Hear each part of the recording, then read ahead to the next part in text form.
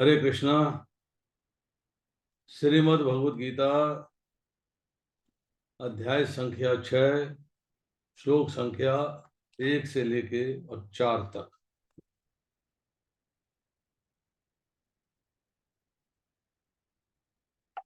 पहला श्लोक पढ़ता हूं। श्री भगवान उवाच अनाश्रितः कर्म फलम कार्यं कर्म करोति यः स सन्यासी च योगी च न अग्नि न च अक्रियः। श्री भगवान ने कहा, जो पुरुष अपने कर्म फल के प्रति अनासक्त है और अपने कर्तव्य का पालन करता है,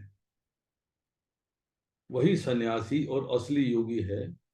वह नहीं जो ना तो अग्नि जलाता है ना कर्म करता है। सुनाई नहीं दे रहे हैं।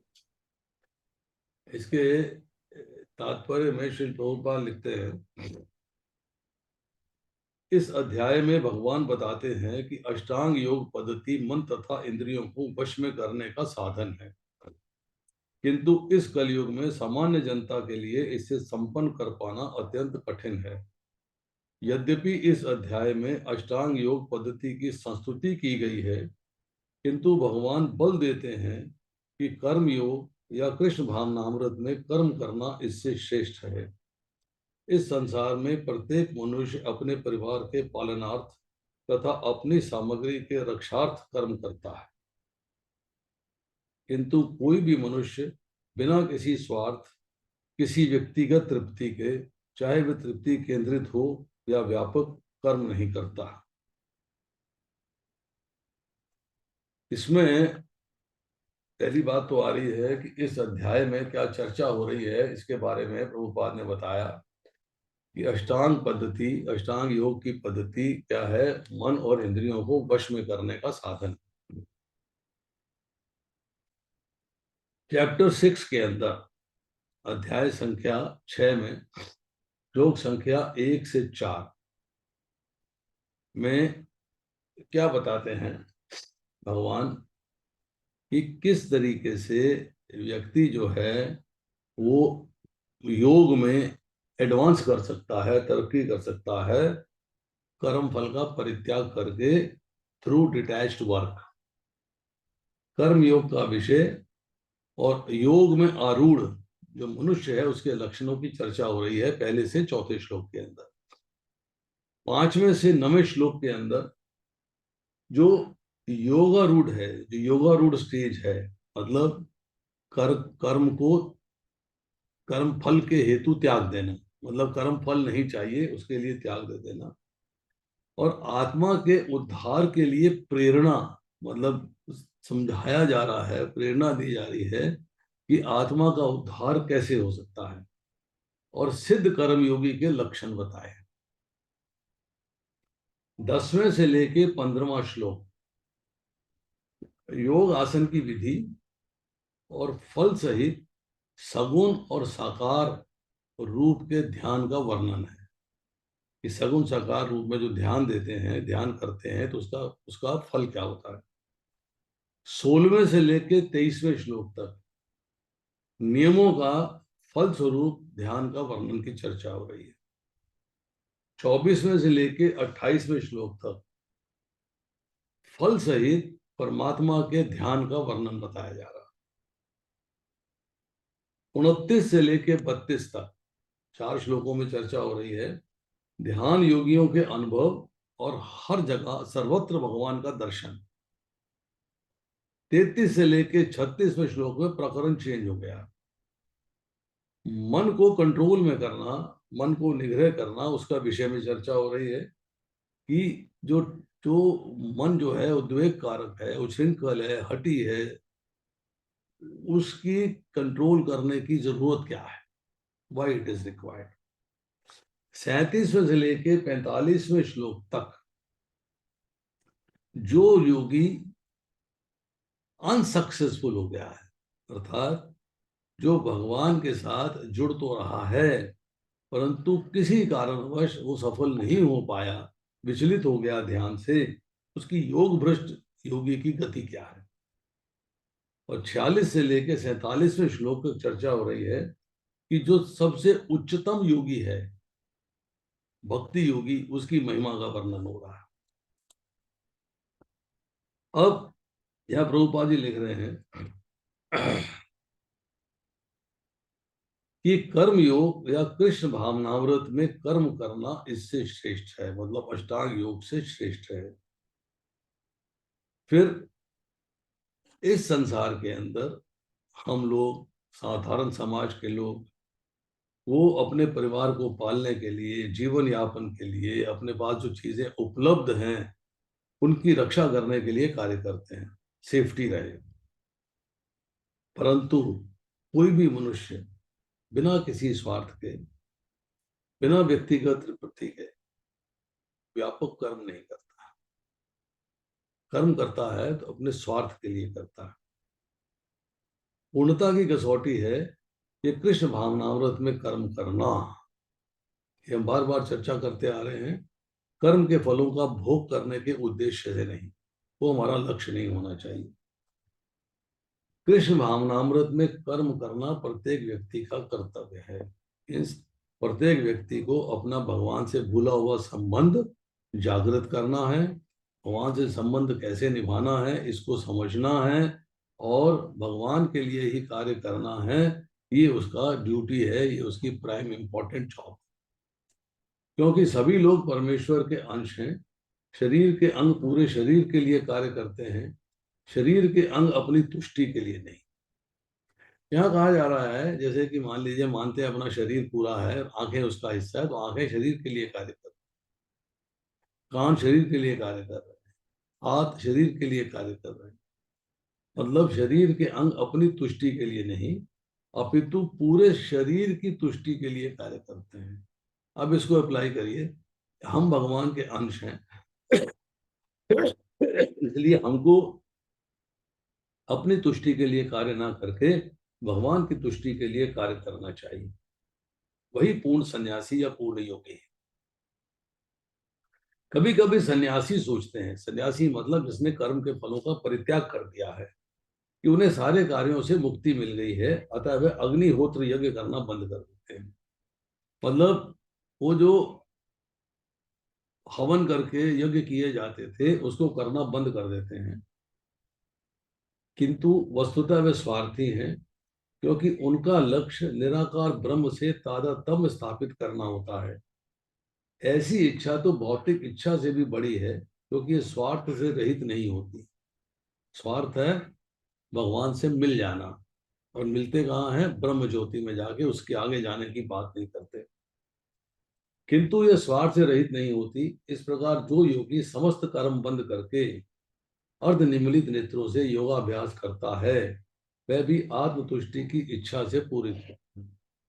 उसके भी मन में बात होती है कि भाई किसी तरीके से मेरे को आनंद मिलना चाहिए, मेरी इंद्रियों को आनंद मिलना चाहिए। किंतु कृष्ण भावना भावित व्यक्ति बिना किसी स्वार्थ के पूर्ण ब्रह्म की तुष्टि के लिए कर्म करता है। मतलब कृष्ण भावना भावित व्यक्ति जो है, भगवान की प्रसन्नता के लिए कार्य करता है। कृष्ण भावना भावित व्यक्ति को कभी भी आत्मतुष्टि की इच्छा नहीं रहती, अपने आनंद की इच्छा नहीं रहती। उसका एकमात्र लक्ष्य कृष्ण को प्रसन्न करना होता है। अतः वह पूर्ण सन्यासी या पूर्ण योगी होता है। त्याग के सर्वोच्च प्रतीक भगवान चैतन्य प्रार्थना करते हैं। न धनम न जनम न सुंदरिम कविताम व जगदीश कामयो मम जन्मनि जन्मीश्वरे भवता भक्ति हेतु की त्वयि। हे सर्वशक्तिमान प्रभु, मुझे ना तो धन संग्रह की कामना है, ना मैं सुंदर स्त्रियों के साथ रमन करने का अभिलाषी हूँ, ना ही मुझे अनुयायियों की कामना है। मैं तो जन्म जन्मांतर आपकी प्रेमा भक्ति की एवं की कृपा का अभिलाषी। अब देखिए, इसको समराइज करते हैं। भगवान कृष्ण जो है, दो श्लोकों के अंदर तारीफ करते हैं, प्रेस करते हैं निष्काम कर्म योग की। भगवान कृष्ण कहते हैं कि रिनंसिएशन अर्थात कर्म के फलों का परित्याग और योगा सेम है। कैसे है आगे जाके समझाएंगे। असली सन्यास क्या है, मतलब असली कर्म फलों का परित्याग क्या है, वो है कृष्ण भावनामृत में कार्य करना। सन्यास का अर्थ है कृष्ण के लिए कार्य करना, अपना कोई इंटरेस्ट नहीं। कर्मी ज्ञानी योगी जो है आम तौर पे, अमूमन, साधारणतया अपने स्वार्थ के लिए कार्य करते हैं। और शास्त्र के अनुसार जो शास्त्र में कर्म बताए गए हैं, जिन्हें हम शास्त्र विहित कर्म कहते हैं, कर्म फल को त्याग के कारण सन्यासी है। तो सन्यासी की परिभाषा बन गई कर्म फल का परित्याग कर दिया। वही सन्यासी विषय भोगों में मन को अनासक्त रखता है, मतलब भोगों के प्रति आसक्त नहीं होता, इस कारण वो योगी कहा जाता है। अब सन्यासी नहीं की चर्चा हो रही है कि अग्निहोत्र कर्म का त्याग करने से, परंतु विषय भोगों में चित लगा रहे, तो वो सन्यासी नहीं है। देह चेष्टा शून्य हो जाए, कोई कार्य ही नहीं करे, आधे खुले नेत्रों वाला योगी भी नहीं, भगवे कपड़ों के पहनने वाला भी नहीं। कृष्ण भावना भावित होना असेंशियल है। तो बलदेव विद्याभूषण लिखते हैं कि इन दो श्लोकों में निष्काम कर्म योग की प्रशंसा की गई है। अब हम कई बार कहते हैं कर्तव्य और अकर्तव्य, इन दोनों में भेद क्या है। कर्तव्य किसे कहते हैं? कर्तव्य है वो कार्य जिनको हम सुख पूर्वक कर सकते हैं, परंतु भगवान के लिए, अपने लिए नहीं। मीन्स केवल अकर्म, अर्थात निष्काम भाव से किया गया कर्म, जिसके अंदर ममता नहीं है, आसक्ति नहीं है, फल की इच्छा नहीं। अब अकर्तव्य क्या है? वो कर्तव्य जो नहीं करना चाहिए। अकर्तव्य को साधारण भाषा में कि जिनको दो तरीके से इसको माना जाता है। एक है जिसको हम कर नहीं सकते, मतलब हमारी सामर्थ्य से बाहर है, और दूसरा जिसको नहीं करना चाहिए, जो शास्त्रों द्वारा निषिद्ध किए गए हैं, उन कर्मों को नहीं करना चाहिए। अब यहां फल का त्याग बताया, आसक्ति का त्याग भी होना चाहिए। आसक्ति का त्याग अगर मान लेते हैं कि यस इसमें बताया गया है, तो हमें आसक्ति और कर्म फल के प्रति नहीं होनी चाहिए किसी भी कीमत पर। तो अब हम करते हैं श्लोक संख्या 2।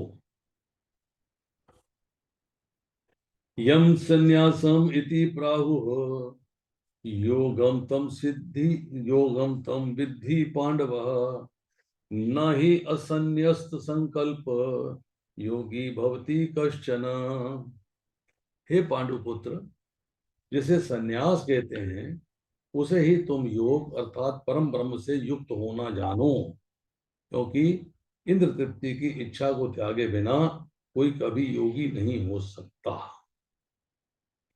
देखिए, वास्तविक संन्यास योग या भक्ति का अर्थ है जीवात्मा अपनी स्वाभाविक स्थिति को जाने और तद अनुसार कर्म करे। जीवात्मा का अपना स्वतंत्र अस्तित्व नहीं होता, वह परमेश्वर की तटस्था शक्ति है। जब वह माया के वशीभूत होता है तो वह बद्ध हो जाता है, किंतु जब वह कृष्ण भावना भावित रहता है, अर्थात आध्यात्मिक शक्ति में सजग रहता है, तो वह अपनी सहज स्थिति में होता है। इस प्रकार जब मनुष्य पूर्ण ज्ञान में होता है, तो वह समस्त इंद्र तृप्ति को त्याग देता है, अर्थात समस्त इंद्र तृप्ति के कार्यकलापों का परित्याग कर देता है। इसको अभ्यास योगी कहते हैं, जो इंद्रियों को भौतिक आसक्ति से रोकते हैं। तो मुख्य बात क्या हुआ कि इंद्रियों को भौतिक आसक्ति से रोकना, और जब आप पूर्ण ज्ञान में होते हो तो इंद्र तृप्ति की सारी इच्छाओं को त्याग देते हो। मतलब इंद्र तृप्ति के द्वारा जो कार्यकलाप आप अपने आनंद के लिए करते हो उसको आप त्याग देते हो। प्रभुपाद कहते हैं कि जीव जो है मार्जिनल पोटेंसी है। एक तरफ अंतरंगा शक्ति है, एक तरफ भौतिक सृष्टि माया जो बहिरंगा शक्ति है, और जीव जो है उसके बॉर्डर पे है। इधर पलटी मारेगा तो माया के जाल में फंस जाएगा, इधर पलटी मारेगा तो आध्यात्मिक प्रकृति अर्थात अंतरंगा शक्ति के संसर्ग में आ जाएगा। इसलिए उसको तट पे बोला गया है। तट मीन्स बॉर्डर लाइन है, वो कुछ भी कर सकता है। किंतु कृष्ण भावना भावित व्यक्ति को ऐसी किसी वस्तु में अपनी इंद्रिय लगाने का अवसर ही नहीं मिलता जो कि कृष्ण के निमित्त ना हो। फलतः कृष्ण भावना भावित व्यक्ति सन्यासी तथा योगी साथ साथ होता है। मतलब उसने कर्म के फलों का परित्याग कर दिया है, भक्ति योगी के द्वारा, भक्ति योग के द्वारा अपने आप को भगवान से जोड़ दिया।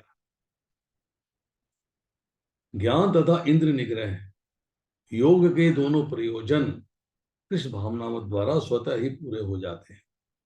मीन्स आप भगवत भक्ति का ज्ञान प्राप्त करते हो और ज्ञान प्राप्त करके इंद्रियों को निग्रह करते हो, कंट्रोल करते हो।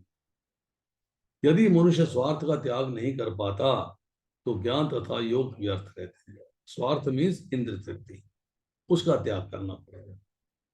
जीवात्मा का मुख्य ध्येय तो समस्त प्रकार के स्वार्थों को त्याग कर परमेश्वर की तुष्टि के लिए तैयार रहना, अपना स्वार्थ छोड़ देना, अपनी इंद्र तृप्ति की बात नहीं करनी है। हमें करना है भगवान की इंद्रियों की तुष्टि के लिए कार्य। कृष्ण महानामृत व्यक्ति में किसी प्रकार के स्वार्थ की इच्छा नहीं रहती, वह सदैव परमेश्वर की प्रसन्नता में लगा रहता है। अतः जिसे परमेश्वर के विषय में कुछ भी पता नहीं होता वही स्वार्थ पूर्ति में लगा रहता है। इग्नोरेंस, आपको भगवान के बारे में ज्ञान नहीं, भगवान क्या चाहते हैं इसके बारे में ज्ञान नहीं, आपका भगवान के साथ क्या संबंध है इसका ज्ञान नहीं, संबंध को कैसे निभाना है इसका ज्ञान नहीं, तो स्वार्थ पूर्ति में लगे रहते हैं आप। क्योंकि कोई निष्क्रिय नहीं रह सकता, कोई ना कोई काम तो करना ही होगा। कृष्ण भावनामृत का अभ्यास करने से सारे कार्य सुचारू रूप से संपन्न हो जाते हैं। अब इस दूसरे श्लोक को समराइज करते हैं। कहा जा रहा है कि yogis who have achieved complete knowledge, वो योगी जिन्होंने पूर्ण ज्ञान की प्राप्ति कर ली है, वो अपनी इंद्रियों को इंद्र विषयों से हटा लेते हैं और मटेरियल एक्टिविटीज से परे कर लेते हैं। अब डिवोटीज जो है इस कंडीशन में इस स्थिति को आसानी से प्राप्त कर सकते हैं।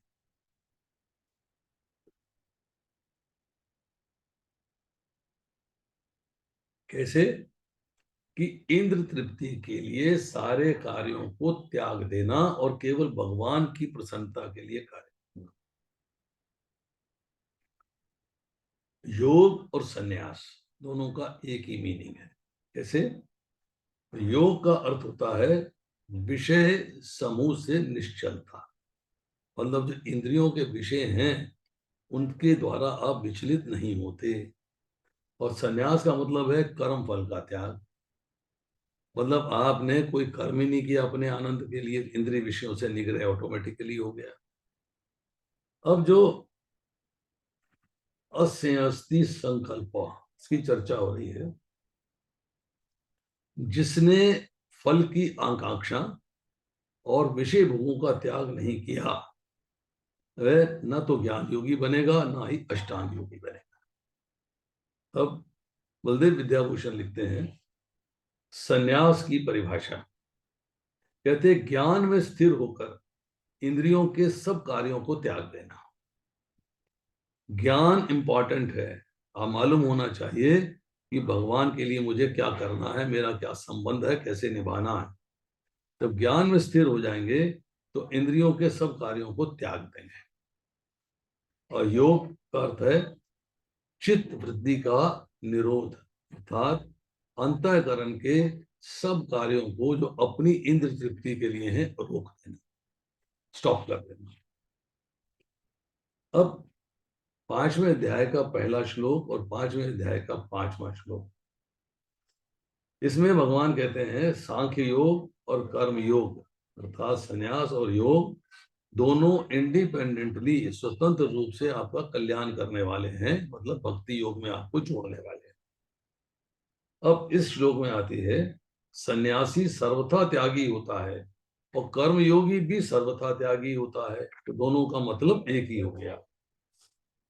18वें अध्याय के 9वें श्लोक में सात्विक त्याग की चर्चा आई। अब देखिए, हम 18वें अध्याय का 9वां श्लोक पढ़ लेते हैं जरा एक बार कि 9वें श्लोक में क्या कहा जा रहा है। हे अर्जुन, जब मनुष्य नियत कर्तव्य को करणीय मानकर करता है और समस्त भौतिक संगति तथा फल की आसक्ति को त्याग देता है, तब उसका त्याग सात्विक कहलाता है। भौतिक संगति त्याग दी, फल की आसक्ति भी त्याग दी। अब देखिए, मन में स्फुरना हुई, मतलब एक हल्की सी डिजायर हुई, एक चिंगारी भटकी कि यस, तो जिस चीज के प्रति चिंगारी अटकी है, स्फुरना हो रही है, आपके मन जो है उस वस्तु में चिपक गया था, उसमें चिपक गया। यस, जब उस वस्तु में चिपक गया तब उसकी प्रियता और अस्मिता, इन दोनों का ध्यान रखें। यस, फिर संकल्प करता है कि मुझे इसे कैसे प्राप्त करना। इसलिए संकल्प के त्याग के बिना कोई योगी नहीं हो सकता। अब देखिए श्लोक संख्या 3। आरुरुक्षु मुने योगम कर्म कारणम उच्यते योग आरुष्य तस्यैव शम कारणम उच्यते। अष्टांग योग के नव साधक के लिए कर्म साधन कहलाता है और योग सिद्ध पुरुष के लिए समस्त भौतिक कार्यकलापों का परित्याग ही साधन कहा जाता है। इसमें योग का साधन और योग में आरूढ़ होना, आरूढ़ होना मतलब आरूढ़ कहते हैं सवारी करना, मतलब योग के ऊपर चलना, इससे जो है योग की प्राप्ति होगी। अब निष्काम कर्म करना, श्लोक 2 में जिसमें योग की प्रशंसा की गई है, उसी की प्राप्ति का साधन बताया जा रहा है। जिसमें छठे श्लोक में हम पढ़ेंगे यम नियम आसन प्राणायाम प्रत्याहार धारणा ध्यान और समाधि, ये जो है अष्टांग योग कहलाता है। परमेश्वर से युक्त होने की विधि योग कहलाती है। इसकी तुलना उस सीढ़ी से की जा सकती है जिससे सर्वोच्च आध्यात्मिक सिद्धि प्राप्त की जाती है। यह सीढ़ी जीवन की अधम अवस्था से प्रारंभ होकर आध्यात्मिक जीवन के पूर्ण आत्म साक्षात कर जाती है। अगर एक व्यक्ति को कुछ भी नहीं मालूम है भगवान के बारे में, कुछ भी नहीं मालूम है भगवान से संबंध के बारे में, परंतु वो आध्यात्मिक जीवन का ABCD पढ़ना शुरू कर देता है, ज्ञान की प्राप्ति आरंभ कर देता है। यस, तो ग्रेजुअली जो है वो अधम अवस्था थी, उसको कुछ ज्ञान नहीं था, अब उसको अवस्था बदलती जा रही है और अल्टीमेटली पूर्ण कृष्ण भावना भावित हो जाता है। विभिन्न चढ़ावों के अनुसार इस सीढ़ी के विभिन्न भाग भिन्न भिन्न नामों से जाने जा सकते हैं, इसलिए पूरी सीढ़ी योग कहलाती है। इसे 3 भागों में विभाजित किया जा सकता है, ज्ञान योग, ध्यान योग और भक्ति योग। सांख्य योग जो है ज्ञान योग ही है। ज्ञान का मतलब यह है अज्ञान को दूर करना, भगवान के बारे में, अपने बारे में, संबंध के बारे में ज्ञान की प्राप्ति करना। भगवान कौन है, कहाँ रहते हैं, क्या गुण है, सगुण है, साकार है, निर्गुण है, निराकार है, ये सब बातों का ज्ञान प्राप्त करना। उसके बाद ध्यान लगाना है, अर्थात मन को और इंद्रियों को वश में करना है, और फिर आप भक्ति में लग जाते हो। सीढ़ी के प्रारंभिक भाग को योगारूढ़ अवस्था और अंतिम भाग को योगारूढ़। योगारूढ़ का मतलब होता है जिसने अभी अभी योग का आरंभ किया है, बिगिनिंग करी है, और योगारूढ़ का मतलब होता है कि अब वो उसमें एक्सपर्ट हो गया है, अब उसके रास्ते पे चल रहा है। जहां तक अष्टांग योग का संबंध है, यम नियमों तथा आसनों, जो प्रत्येक शारीरिक मुद्राएं हैं, के द्वारा ध्यान में प्रविष्ट होने के लिए आरंभिक प्रयासों को सकाम कर्म माना जाता है। अभी आप बिगिनिंग कर रहे हैं, तो आपको लगता है कि जो भी मैं कार्य कर रहा हूँ सकाम कर्म है।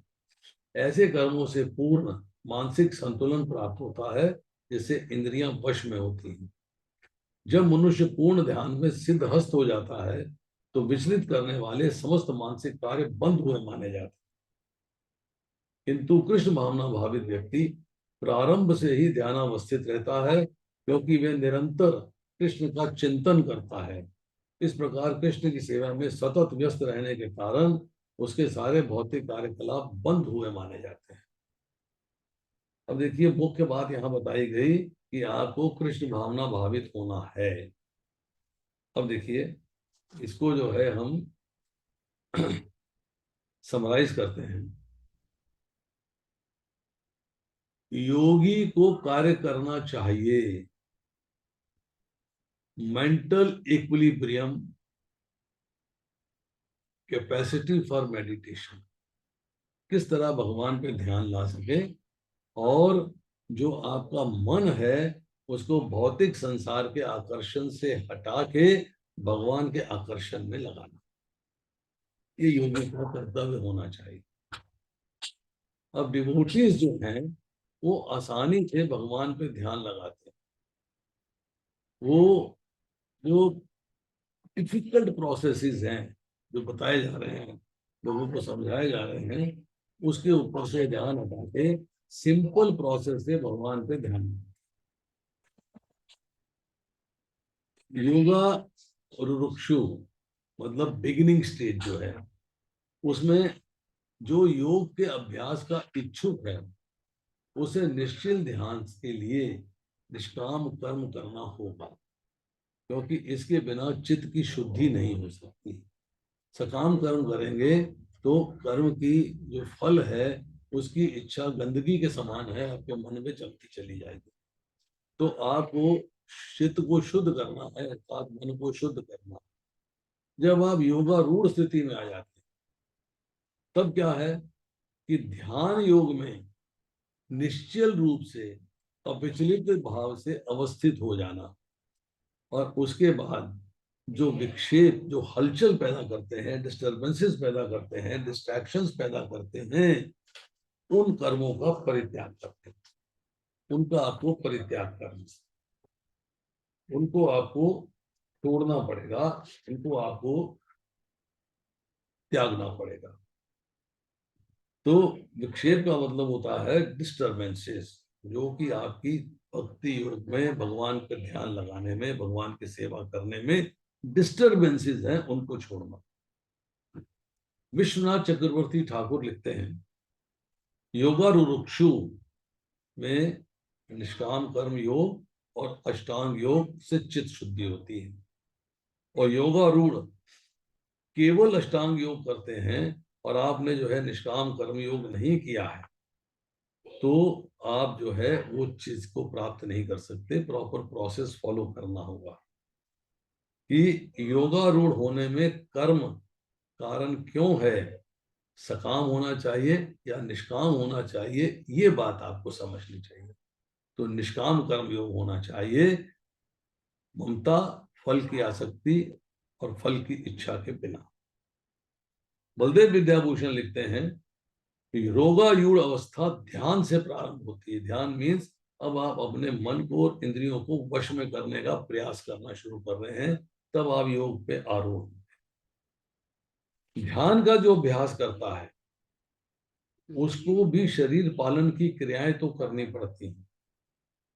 सो फल और आसक्ति का त्याग सीखना पड़ेगा, कि योगारूढ़ अवस्था की प्राप्ति में कारण है जब आप फल और आसक्ति का त्याग करते हैं। अब आती है हम श्लोक संख्या 4 में आते हैं। यदा ही न इंद्रिय अर्थेषु न कर्मसु अनुषज्यते सर्व संकल्प संन्यासी योगारूढ़ तदा उच्यते। जब कोई मनुष्य पुरुष समस्त भौतिक इच्छाओं का त्याग करके ना तो इंद्र तृप्ति के लिए कार्य करता है, ना ही सकाम कर्मों में प्रवृत्त होता है, तो योगारूढ़ कहलाता है। तो योगारूढ़ की परिभाषा दे दी, योगारूढ़ को एक्सप्लेन कर दिया।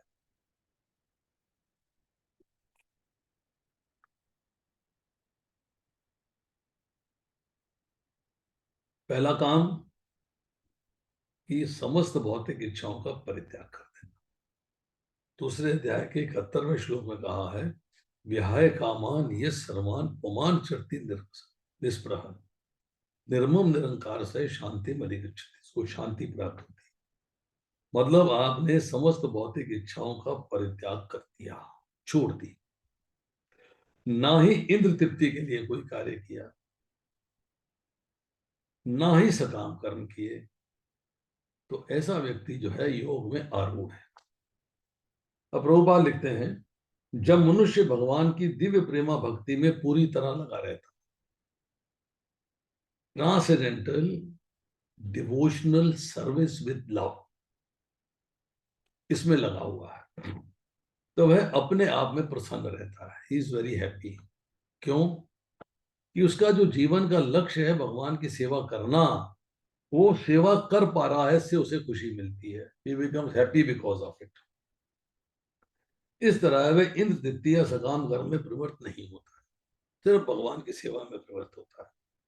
अन्यथा इंद्र तृप्ति में लगना ही पड़ता है। अगर आप सेवा करनी है, या तो भगवान की सेवा करें, या कुत्ते बिल्ली की सेवा करें, या अपनी सेवा करें। तो जब लक्ष्य बना लेता है कि मुझे भगवान की सेवा करनी है, तो that is the successful route. क्योंकि कर्म के बिना कोई रह नहीं सकता, किंतु कृष्ण भावनामृत में मनुष्य सदैव स्वार्थ में तत्पर रहता। बड़ी बिना कृष्ण भावनामृत, अगर आप कृष्ण भावनामृत में भी स्वार्थ है और कृष्ण भावनामृत के बिना भी स्वार्थ है, दोनों में स्वार्थ है। क्या स्वार्थ है? मेरा लाभ किसमें है, मेरा फायदा किसमें है? यस। जब कृष्ण भावनामृत में व्यक्ति नहीं होगा, तब उसका स्वार्थ है इंद्र तृप्ति का, इंद्रियों को भोगने का, और मन को इंद्रियों के प्रति लगा के और भौतिक संसार का आनंद प्राप्त कर। बट अब वो कृष्ण भावनामृत में आ गया, अब उसका स्वार्थ है। स्वार्थ में पॉजिटिव भी है और नेगेटिव भी है। पॉजिटिव स्वार्थ क्या है? कि मुझे भगवान की सेवा में लगना है, मुझे भगवान की इंद्रियों को प्रसन्न करना है, ये पॉजिटिव स्वार्थ है। नेगेटिव स्वार्थ क्या है? कि मुझे इंद्र तृप्ति का त्याग कर देना है, मुझे मन को कंट्रोल में करना है, मन को वश में करना है। किंतु कृष्ण भावना भावित व्यक्ति कृष्ण की प्रसन्नता के लिए ही सब कुछ करता है, फलतः वह इंद्र तृप्ति से पूरी तरह विरुक्त रहता है। किंतु जिसे ऐसी अनुभूति प्राप्त नहीं है, उसे चाहिए कि भौतिक इच्छाओं से बचे रहने का वह यंत्रवत प्रयास करे, तभी वह योग की सीढ़ी के ऊपर पहुंच सकता है। मतलब योगारूढ़ तभी हो पाएगा, होने के पहले शर्तें बता दी। समस्त भौतिक इच्छाओं का त्याग, इंद्र तृप्ति की कामना त्याग देनी है, और सकाम कर्म नहीं करने। यही बात जो है भगवान पहले भी कह चुके हैं। अगर हम ध्यान पूर्वक देखें तो पहले भी जो है भगवान ने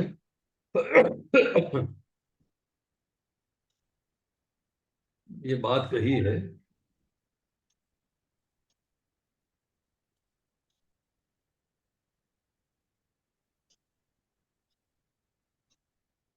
हे धनंजय, भक्ति के द्वारा घृत कर्मों से दूर रहो और उसी भाव से भगवान की शरण ग्रहण करो, क्योंकि जो व्यक्ति अपने सकाम कर्मों का फल भोगना चाहते हैं, वह कृपण है, वह कंजूस है। ये बात भगवान ने स्पष्ट रूप में कह दी है। तो इसको जो है हमें समझना अति आवश्यक है। अब इस चौथे श्लोक को क्विकली समराइज कर लेते हैं।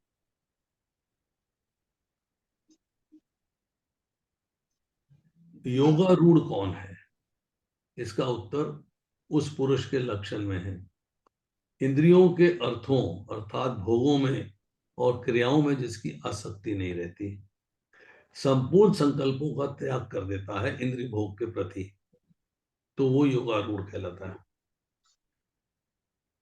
बलदेव विद्याभूषण लिखते हैं, no attachment to sense objects, no actions to attain them, and renounced all his desires.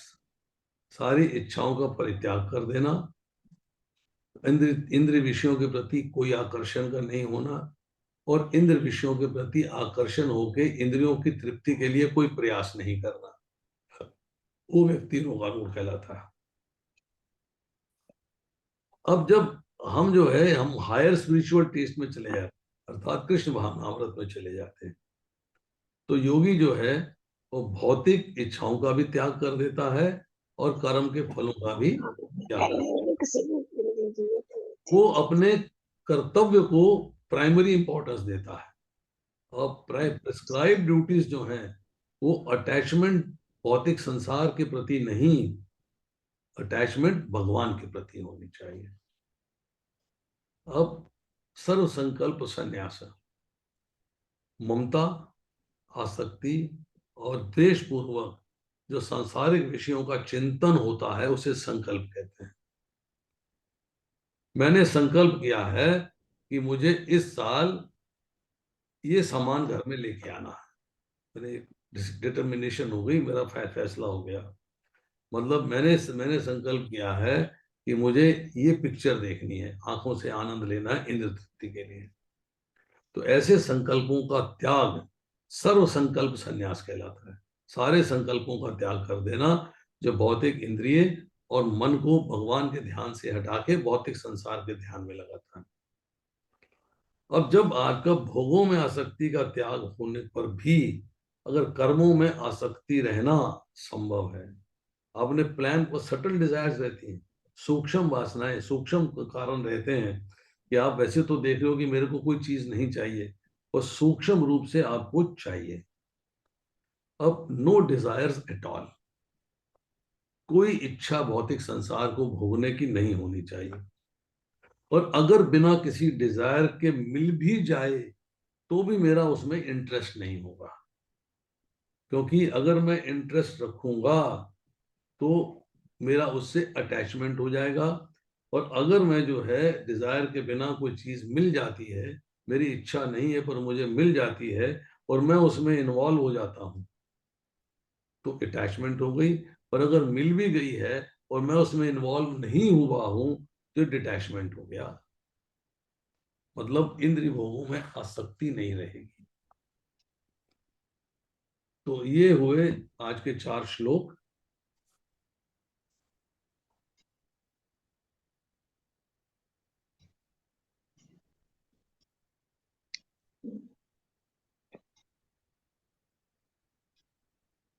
पांचवा, छठा, सातवां और आठवां, हो सका तो नौवां कल करेंगे। शेष फिर अब किसी का कोई प्रश्न है तो पूछ सकता है। हरे कृष्णा प्रभु जी। यस माता जी पूछिए। प्रभु जी, जो पहले श्लोक के अनुवाद की तीसरी लाइन है, सन्यासी की तो डेफिनेशन समझ आ गई। उसमें वो लिखते हैं वह नहीं जो न तो अग्नि जलाता है। ये न तो अग्नि जलाता है, ये नहीं क्लियर हुआ। देखिए ऐसा है कि यहाँ शब्द आ रहा है निअग्नि, अग्नि रहित। हाँ जी। क्योंकि पहले जब आज की तारीख में हम जो है यज्ञ नहीं करते हैं, हवन नहीं करते हैं, आज के हम करते हैं हरे कृष्ण महामंत्र का जप। हाँ जी। हाँ जी। परंतु पहले जमाने के अंदर जो है अग्नि जला के यज्ञ किया जाते थे। हाँ जी। हाँ जी। ठीक है, हाँ तो जी। इसमें है कि ये वही सन्यासी और असली योगी है, वह नहीं। हाँ। ये जो सन्यासी और योगी नहीं है उसकी चर्चा हो रही है। कौन नहीं? कि जो ना तो कर्म करता है, मतलब जो हाँ। भगवान के प्रति कार्य नहीं करता है, हाँ अपनी जी। तृप्ति के प्रति कार्य करता है, हम्म। उसको जो है हम योगी नहीं कहते। हम्म। तो सन्यासी नहीं का मतलब यह है कि अग्निहोत्र कर्म का त्याग करने से परंतु विषय भोगों में चित लगा रहे तो सन्यासी नहीं। मतलब यहाँ जो है कहा जा रहा है ना ही कर्म करता है। अगर वो कर्म करता है, सटल डिजायर भी रहती है, तो वो हम्म। सन्यासी नहीं है। सन्यासी नहीं। उसके तो यहाँ। शरीर चेष्टा शून्य अधखुले नेत्र करके ध्यान लगाने की कोशिश कर रहा है, भगवे कपड़ों को पहनने की कोशिश कर रहा है, पर उसे जो है भगवान पे ध्यान लगाने में सक्षम नहीं होता। क्योंकि सटल डिजायर उसको तंग करती रहती है, तो वो भी जो है सन्यासी नहीं कहलाता। मतलब तुम बोले का वो भगवे कपड़े पहन लिए सन्यासी हो गया, नहीं। सन्यासी होने के लिए सबसे इम्पोर्टेंट काम जो है वो है भगवान पे मन को केंद्रित करना और भौतिक आसक्ति का पूर्ण रूप से परित्याग। मतलब जो सिद्ध पुरुष है वही सन्यासी है। सिद्ध मीन्स जहाँ डिजायर्स जीरो हो गई और भगवान के प्रति वो आसक्त है। यहाँ दोनों में डिफरेंशिएट किया गया है। जो कर्म फल के प्रति अनासक्त है और दूसरा है कर्म फल के प्रति आसक्त है। चाहे सटल डिजायर है, फल तो उसका भोगना चाहता है, वो अपने कर्तव्य का पालन करता है। अब आज की तारीख में हम कहें कि अग्नि जलाना, हम अग्नि जलाने की बात करते हैं। अगर इस श्लोक को हम आज के संदर्भ में लेके चलें कि जो करंट सिनेरियो चल रहा है, तो अगर हमें एडवांस करना है, हमें अगर आगे बढ़ना है, तो हमारे लिए अग्नि क्या है? अग्नि को क्या जलाना है? हमें कौन सी अग्नि जलाई जाए? कौन सी अग्नि जलाई जाए? हमें तो महामंत्र का जप ही करना चाहिए, भगवान के हरे कृष्ण महामंत्र का, क्योंकि और क्या कलयुग में करना है? वही बताया गया है। मेन यज्ञ वही है। तो अग्नि कौन सी हुई? भक्ति की अग्नि। बिगनिंग कहाँ से होती है? भगवान कहते हैं जैसे प्रज्वलित अग्नि ईंधन को भस्म कर देती है, उसी तरह हे अर्जुन ज्ञान रूपी अग्नि भौतिक कर्मों के समस्त फलों को जला देती है। ठीक तो है। सबसे पहले है कि आपको दिव्य ज्ञान प्राप्त करना है, ट्रांसेंडेंटल नॉलेज। दिव्य ज्ञान जो चौथे अध्याय में हमने चर्चा करी है, भगवान के बारे में ज्ञान को प्राप्त करना, that is essential for you. और उस ज्ञान प्राप्ति के अग्नि क्या हुई कि हमें भगवान की सेवा के प्रति कार्य करने। उस सेवा के प्रति जो कार्य करते हैं उसमें जो है श्रवणम कीर्तनम विष्णु स्मरणम पाद सेवनम अर्चनम वंदनम दास्यम साख्य आत्मनिवेदनम, ये जो भक्ति की 9 विधियां हैं, ये वो ज्ञान रूपी अग्नि प्राप्त होने के बाद हम इनके ऊपर चलते हैं। इसमें भगवान की कथाओं का श्रवण भी करना है, नाम रूप गुण लीला धाम की चर्चा भी करनी है और भगवान के नाम का जप भी करना है। हमें वो सारे कार्य करने हैं।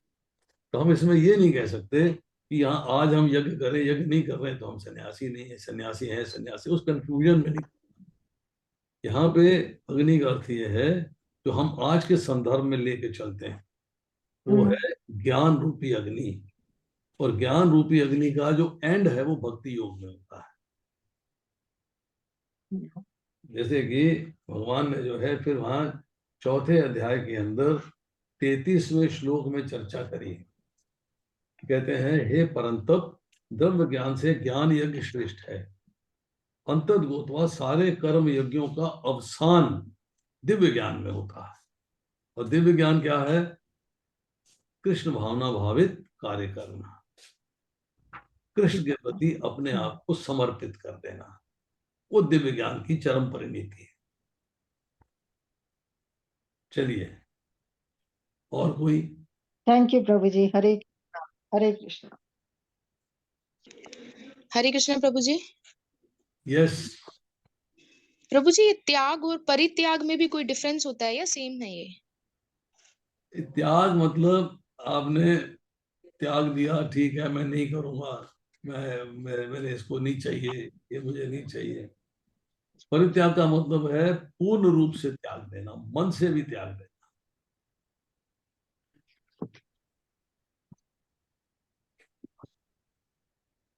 और एक प्रभु जी थोड़ा सा इसको एक बार और एक्सप्लेन कर दो कि थर्ड श्लोक में जो है अष्टांग योग के नव साधक के लिए कर्म साधन कहलाता है, यहाँ कर्म साधन को एक बार हल्का सा थोड़ा एक्सप्लेन कर दो।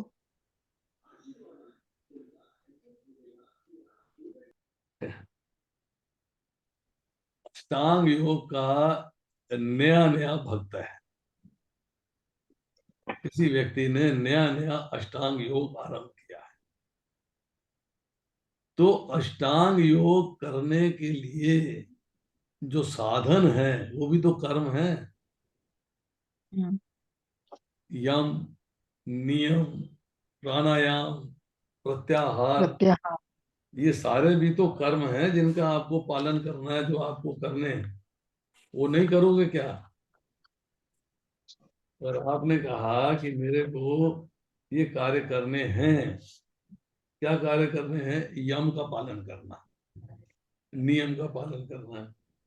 तो यम के पालन में क्या है? अहिंसा है, सत्य है, अस्तेय मतलब किसी के हक को नहीं चुराना है, ब्रह्मचर्य है अर्थात मन वाणी शरीर की संपूर्ण अवस्थाओं में हर प्रकार के मैथुन भोग का त्याग, और अपरिग्रह है कि शरीर निर्वाह के लिए अतिरिक्त उपभोग सामग्री का संग्रह नहीं करना।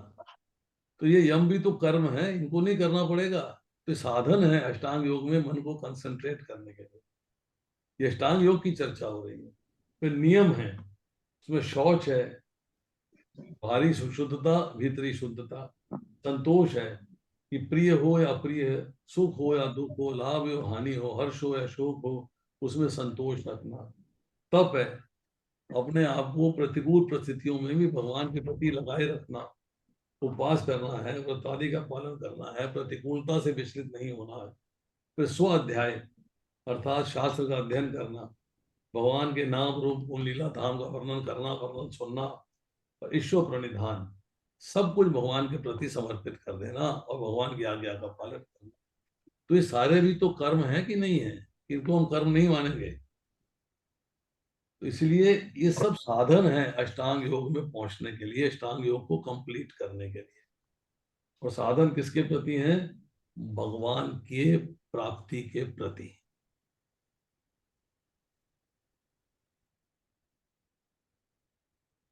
जी प्रभु जी, थैंक यू। चलिए और बताइए।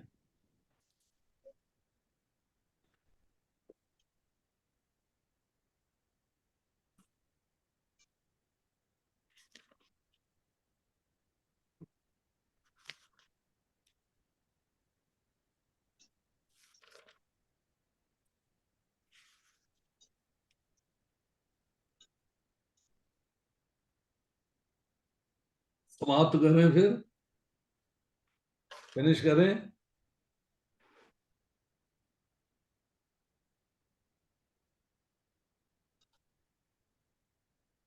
हरे कृष्णा प्रभु जी।